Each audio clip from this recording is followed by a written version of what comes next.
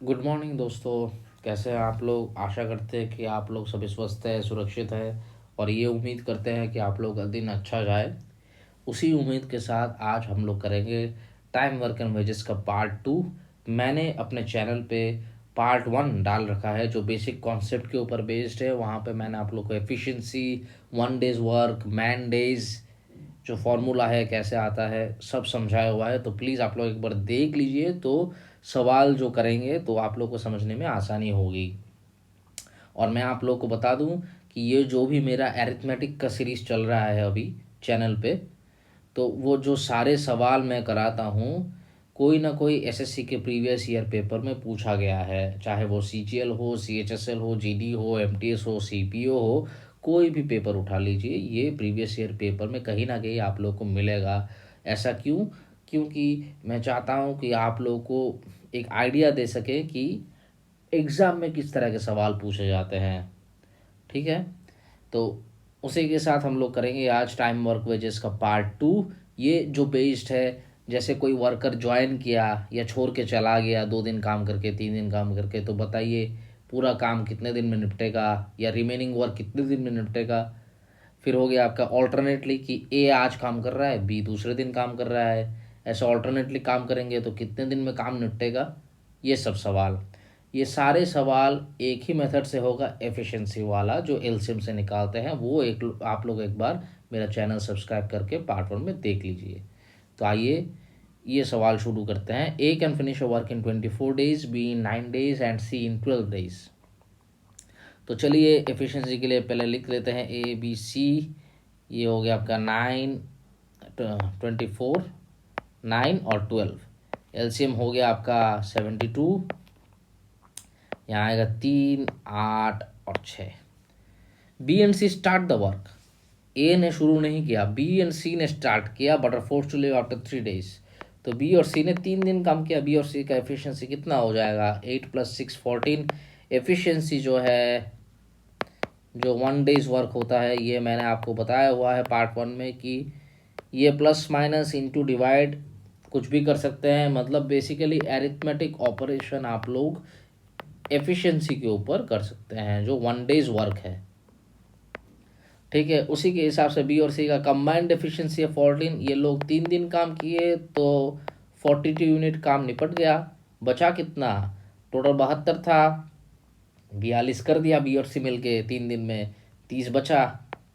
किसको करना है? ए को करना है। ए की एफिशिएंसी कितनी है? 3। तो टोटल वर्क अपॉन एफिशिएंसी मिल गया आपको 10 डेज। यानी रिमेनिंग वर्क 10 दिन में निपटेगा। अगर सवाल में ये पूछ रहा कि टोटल वर्क कितने दिन में निपटेगा, तो 10 डेज ए ने लिया भाई, और बी और सी तो शुरू ही किए थे 3 दिन में। 3 दिन में 42 यूनिट किया तो टोटल 13 दिन में काम निपटेगा। तो ये आप लोग थोड़ा ध्यान दीजिएगा कि सवाल में क्या पूछ रहा है, टोटल वर्क पूछ रहा है कि रिमेनिंग वर्क पूछ रहा है। ठीक है दोस्तों? इसमें कुछ नहीं करना है, इसमें आप लोग को वही एफिशिएंसी निकालना है और फिर देखना है कि कौन ज्वाइन किया, कौन चला गया, कितने दिन बाद चला गया, वह उसके हिसाब से आप लोग को प्लस माइनस इंटू डिवाइड करना है। बस सवाल ख़त्म। तो आइए दूसरा एक सवाल देखते हैं, तो आप लोग को और थोड़ा कॉन्सेप्ट क्लियर हो जाएगा। ये जो सवाल है ये थोड़ा अलग है। ये ऑल्टरनेट वाले कंसेप्ट पे बेस्ड है। यानी ए ने पहले दिन काम किया, दूसरे दिन बी ने काम किया, तीसरे दिन फिर से ए ने काम किया। 2 जन एक साथ नहीं काम कर रहे हैं, ऑल्टरनेटली कर रहे हैं। तो बताइए कि पूरा काम कितने दिन में निपटेगा या रिमेनिंग वर्क जो है कितने दिन में निपटेगा। ये सवाल है। आइए देखते हैं। A and B working separately can do a piece of work in 9 and 12 days respectively. इसमें भी हम लोग एफिशिएंसी निकालेंगे। अगर नंबर ऑफ डेज दिया रहता है तो एफिशिएंसी हम लोग निकाल सकते हैं। तो ए और बी का नंबर ऑफ डेज दिया हुआ है। ए लेता है 9 दिन, बी लेता है 12 दिन कोई भी काम करने को। तो एलसीएम क्या हो जाएगा? 36। एफिशिएंसी क्या हो जाएगा? 4 और 3। मैं यहाँ पे सब सब कुछ डायरेक्टली लिख रहा हूँ क्योंकि मैं ये उम्मीद करता हूँ कि आप लोग पार्ट 1 देखे होंगे जहाँ पे मैं एफिशिएंसी कैसे निकालते हैं एलसीएम से वो दिखाया हुआ है। ठीक है दोस्तों? If they work for a day alternately with A beginning. ये थोड़ा ध्यान दीजिएगा कि बी शुरू कर रहा है कि ए। तो ए शुरू कर रहा है, तो ए एक दिन में कर रहा है 4 यूनिट, बी एक दिन में कर रहा है 3 यूनिट। तो 2 दिन में कितना वर्क कंप्लीट हो रहा है? 2 डेज में, क्योंकि एक दिन फिर दूसरे दिन बी 7 यूनिट। मुझे वर्क चाहिए 36, तो हम लोग को यहाँ क्या करना है कि 36 के कितने करीब जा सकते हैं हम लोग, इंटू 5 करेंगे तब। तो यहाँ पर भी इंटू 5 करना पड़ेगा। तो 10 दिन में कंप्लीट हो रहा है मेरा 35 यूनिट, बचा 1 यूनिट, क्योंकि टोटल 36 है। 10 दिन में 35 यूनिट खत्म। 1 यूनिट किसको करना है?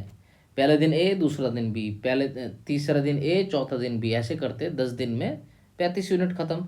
11वां जो दिन है वो कंप्लीट नहीं होगा, क्योंकि 11वें दिन को ए को करना है, और ए 4 यूनिट तो कर लेता है एक दिन में, बचा 1 यूनिट। तो कितना दिन लगेगा उसको? 1/4। तो टोटल कितना हुआ? 10 होल 1/4 डेज। ठीक है दोस्तों, यहाँ पे क्या करना है आप लोगों को विशेष ध्यान देना है कि ऑल्टरनेटली में कौन पहले कर रहा है, ए कि बी। अगर बी पूछा होता, मान लीजिए सवाल में ये बोल देता कि बी ने शुरू किया है, तो 11वां जो दिन है, 10 तो रहेगा ही, 11वां जो दिन है वो बी का चांस आता, और बी एक दिन में 3 यूनिट करता है, तो बचा 1 यूनिट, तो 1/3। तो बी को लगता 10 होल 1/3 डेज, टोटल वर्क निपट जाता 10 होल 1/3 डेज में, अगर बी शुरू किया होता तो।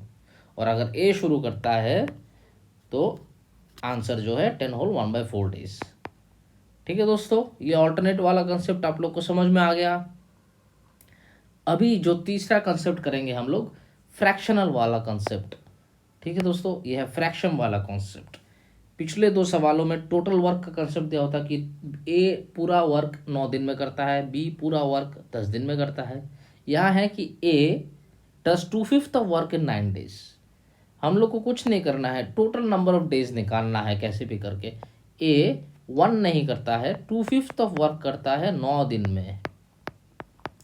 तो 1 यानी ए कोई भी काम को, 1 हो गया आपका टोटल वर्क, वो कितने दिन में निपटाएगा? 9 × 5/2 डेज में, यानी 45/2 दिन में। ये हो गया आपका ए का टोटल डेज। ठीक है। B joined him and they together completed the remaining work in 6 days. ध्यान दीजिएगा, रिमेनिंग वर्क इन 6 डेज। तो ए और बी मिल के कितना किया? 3/5 ऑफ द वर्क जो बचा था खत्म किया कितने दिन में? 6 दिन में। तो ए और बी मिल के 6 दिन में किया 3/5 ऑफ द वर्क। तो ए और बी मिलके जो वर्क है टोटल 1, वो कितने दिन में करेंगे खत्म? 6 × 5/3, 10 डेज। ये आप लोग डिवाइड करेंगे तो आप लोग, ये सिंपल यूनिटरी मेथड है और कुछ नहीं है। ठीक है, तो मिल गया हम लोग को टोटल नंबर ऑफ डेज ए का और ए प्लस बी का। एलसीएम कर लीजिए। ए को लगा 45/2 दिन, ए और बी मिला के लगा 10 दिन। एलसीएम कर लीजिए 90, एफिशिएंसी आ गया ए का 4, और ए और बी का कंबाइंड एफिशिएंसी है 9। बस सवाल में क्या पूछ रहा है? B alone can finish the whole work. ध्यान दीजिए, होल वर्क है 90, तो बी का एफिशिएंसी कितना होगा? ए का 4 है, ए और बी मिला के 9 है, तो बी का है 9 - 4 यानी 5। तो बी को कितना दिन लगेगा? Total work by efficiency 18 days. ठीक है दोस्तों, यहाँ पे होल वर्क बोला है, इसीलिए हम लोग 90 लिए हैं। अगर 3/5 ऑफ द वर्क बोलता, या बोलता कि बताइए B alone can finish 1/10 of the work कितने दिन में, तो 1/10 कर लेते आप वर्क का, टोटल वर्क का 1/10 करके एफिशिएंसी से भाग देते, तो आप लोग को नंबर ऑफ डेज मिल जाता। ठीक है दोस्तों, तो ऐसे वाले सवाल में क्या करना है आप लोगों को, जो भी फ्रैक्शन दिया होगा उससे आप लोग को टोटल नंबर ऑफ डेज निकालना है। ऐसे 1 मान के यूनिटरी मेथड करके टोटल नंबर ऑफ डेज निकालना है। और अगर टोटल नंबर ऑफ डेज पता चल जाता है तो एफिशिएंसी वाला मेथड तो है ही, ये आप लोग को पता है। ठीक है दोस्तों, आज इतना ही, और ये आशा करते हैं कि आप लोग को ये कंसेप्ट समझ में आया हो। प्लीज़ आप लोग मेरा पुराने वीडियोस एक बार सब्सक्राइब करके देख लीजिए, और कल आप लोगों से फिर से मिलेंगे टाइम वर्क एंड वेजेस का पार्ट 3 लेके। वहाँ पे हम लोग करेंगे मैन डेज वाला जो फॉर्मूला है, उसके बेसिस पे कुछ सवाल, और वेजेस के कुछ सवाल। तो आप लोगों का टाइम वर्क एंड वेजेस वाला टॉपिक लगभग ख़त्म हो जाएगा।